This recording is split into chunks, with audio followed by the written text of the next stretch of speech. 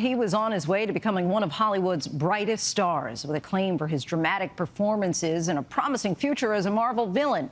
But now actor Jonathan Majors is facing the possibility of up to a year in jail after a conviction on misdemeanor reckless assault and harassment in connection with an altercation involving his then-girlfriend.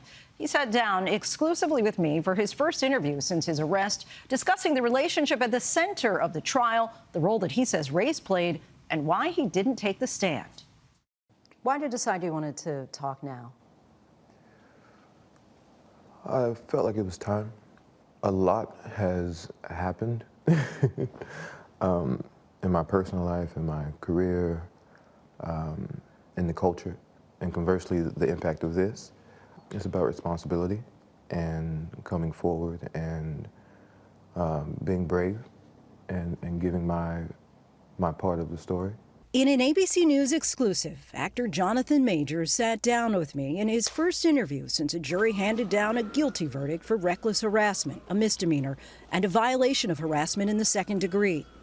You know, I haven't seen my daughter in a long time, you know, and a lot of it has to do with this situation. It all has to do with this situation, and she needs to see this, and the hard things need to be done. But it's been hard, you know. Everything's kind of gone away.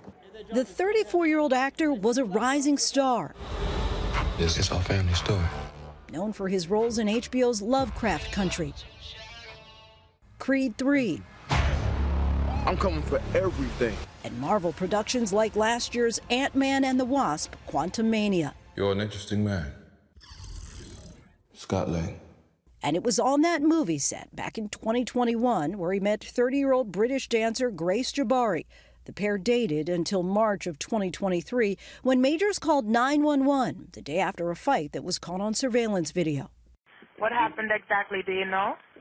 No, I don't know. But she's unconscious.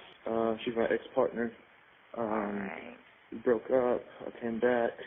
She sent me text messages insinuating as much. I stayed in a hotel last night. I came home this morning. Police found Jabari on the closet floor of their apartment. Majors was arrested by New York City police, accused by Jabari of assault, strangulation, and harassment, convicted last month, but acquitted of 1 count of assault and 1 count of aggravated harassment, meaning the jury didn't believe he assaulted her intentionally. Your reaction to that verdict? Shock. I was absolutely shocked, and afraid. I'm standing there, and the verdict comes down. I say, how is that possible? Based off the evidence, based off the prosecution's evidence, let alone our evidence. How is that possible? After the verdict, in a statement, Jabari's attorney wrote in part, "Justice was finally served today, proving that the truth can prevail even in the face of power. Grace did not choose to be in this situation. Grace has been publicly attacked as a result of her courage to testify to the truth, but her unwavering resolve to see this case through to the end was born out of her desire to give other survivors similar courage when justice requires." The prosecution has described your relationship with Grace Jabari as tumultuous and abusive. How would you describe that 2-year relationship? I loved Grace. Our relationship was, it was not healthy, you know, and that began to reveal itself over time, but there was no abuse. In court, Jabari claims she sustained head injuries, but never said how she received them. Entered into evidence these partially redacted text messages from September of 2022. Majors writes, "It's just fake, and I fear you have no perspective of what could happen if you go to the hospital. They will ask you questions, and as I don't think you actually protect us, it could lead to an investigation, even if you do lie and they suspect something." Jabari responds in part, "I will tell the doctor I bumped my head. If I go, I'm going to give it 1 more day, but I can't sleep and I need some stronger painkillers. That's all. Why would I want to tell them what really happened when it's clear I want to be with you?" This is literally a nightmare. I don't know what happened. I don't know what injuries you're talking about. The July incident 2022, where she says you started throwing things, including a candle. Tell us what happened there. You know, we were in an argument. I was on the other side of the room, away from her, as I think she testified. And by my bedside table, I did a sweep, and I knocked over my candles. I completely lost my temper in that moment and threw it all on the ground. What she also said is that afterwards I wept and cried in the corner and said I was sorry and this. And I was, and I am. The prosecution said you allegedly wrote, "I'm a monster, a horrible man, not capable of love. I'm killing myself soon. I've already put things in motion." Were you suicidal? I've been diagnosed with severe depression, you know, and I'm taking the steps needed to alleviate, you know, some of those symptoms, ideations of removing myself from situations permanently is a thought that I've had, since I was a kid. It all came to a head in March of last year when Jabari and Majors got into a fight, much of it captured on surveillance video and used as evidence in the trial. Jabari testified that it all began when Majors received a text from another woman. He says it read, "Oh, how I wish to be kissing you." So let's go back to March 25th for a moment. You and then girlfriend Grace Jabari are in the backseat of a chauffeured car. She sees a text from another woman.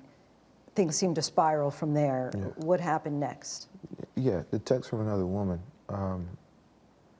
Again, I said at the beginning, you know, I did that. I did that. I cop to it. I show her, right? It's in my hand. She grabs it. We scuffle for the phone. I pull the phone back. I receive my injuries. I open the door. I step out. She comes. Then one of the biggest mistakes of my life. I pick her up. I put her back in the car. I'm trying to get rid of her. I'm trying to get away from her. As the video shows, you know, everything calms. We get out. We walk across the street. I escort her across the street. The moment we get across the street, she grabs me. She goes for the phone. I get free of her and I run. For blocks? Yeah, for blocks. Surveillance video also shows Jabari talking to three strangers. She testified they offered to get her home. One of the bystanders can be seen speaking to Majors, who gestures for Jabari to get back into the car. He eventually leaves without her and goes to a hotel for the night. Jabari leaves with the bystanders. She says inside the car, you hit her in the face, Yeah. twist her arm behind her back, fracture her middle finger. Yeah, that did not happen. What happened? She went to grab the phone. I held the phone. I pulled the phone back. She came on top of me, squeezed my face, slapped me. That's all I remember. So she ends up with a 1-inch cut behind her ear. Laceration, yes, ma'am. Fractured finger. Yeah. How did those injuries come about? I wish to God I knew. That would give clarity. That would give me some type of peace about it. But you're confident you didn't I have cause no them. question. What's interesting about the jury's verdict, it's so nuanced because they're saying you didn't intend Right. to injure her. Right. But the result of your recklessness Right. injured her. Right. Were you reckless? I was reckless with her heart, Not with her body. not with her body. But never hit a woman. Never hit a woman. My hands have never struck a woman, ever. When the actual testimony came, the driver said, she did everything, meaning Grace, he did nothing, referring to myself. Majors claims Jabari attacked him, ripping his coat, scratching his face and arm. These are photos he says are of his injuries, but were deemed inadmissible in court. My injuries were a scratch on my hand, you know, from clawing for the phone. And I had a gash on my, at the time I had a beard. Under my beard I had essentially a fingernail scratch on my, I guess my cheek. from pressure, you know. You chose not to take the witness stand. Why? Yes, ma'am. The driver. You felt that was compelling enough. He had said enough. Well, not just the driver, you know. She was doing everything, he was doing nothing. Well, that's what I was going to say.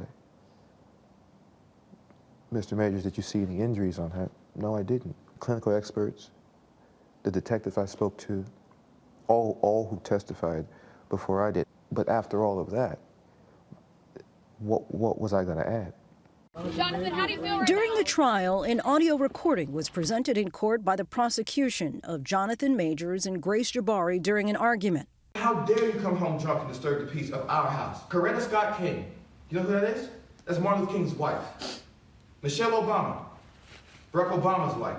My temper, my shit, my travel, blah, all that said, right? And I'm not saying I'm a great man. A great man. I am doing great things, not just for me, but for my culture and for the world. That is actually the position I'm in. The woman that supports me, that I support, that needs to be a great woman. There are some who question, especially in the black community, as you're probably well aware, that people were saying, well, why was he telling this woman to be like Coretta Scott King and Michelle Obama? Give us like the context of the conversation. It was me trying to give an analogy of what it is I'm aspiring to be, you know, these great men, Martin, President Obama, and trying to give a reference point to that. I was attempting, and I did a terrible job at it apparently, I was attempting to motivate, to enlighten, to give perspective as into what it is I was hoping to get out of the relationship. I think that's fair. In her closing argument, your attorney said that your greatest fear of being a black man in America calling 911 came true, suggesting that race was a part of this. Do you feel that race is a part of this? I mean, yeah, of course it is, you know, like, without question. I mean, that quote-unquote guilty verdict, you know, well, guilty verdict, no quote-unquote, you know, like, you might as well put that on my birth certificate. You think a white man facing the same allegations would have been arrested, charged, convicted? I'll take it further. If you watch those videos and you reverse that, and you saw a black man chasing a young white girl down the street, screaming and crying, that man is going to be shot and killed in the streets of New York City. That black man will feel that. Manhattan District Attorney Alvin Bragg's office responded saying in part that they do their speaking in court.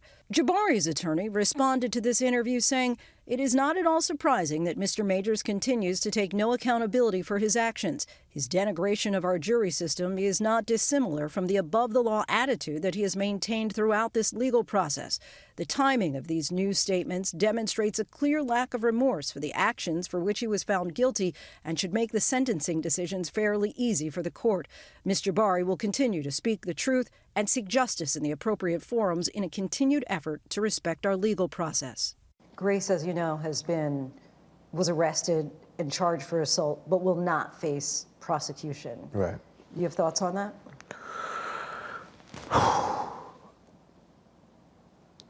That's hurtful. That's really hurtful. And why is it hurtful? Because, again, I know what happened. Movies don't matter. Work don't matter. Yale education doesn't matter. In that moment, what I felt was, oh, I'm nothing. Throughout the trial, Major's girlfriend, actress Megan Good, was right by his side. She was also present for our conversation. You've mentioned Megan a few times. Yeah. We've seen her right by your side, going in and out of court throughout the whole trial. Yeah. How would you describe your relationship?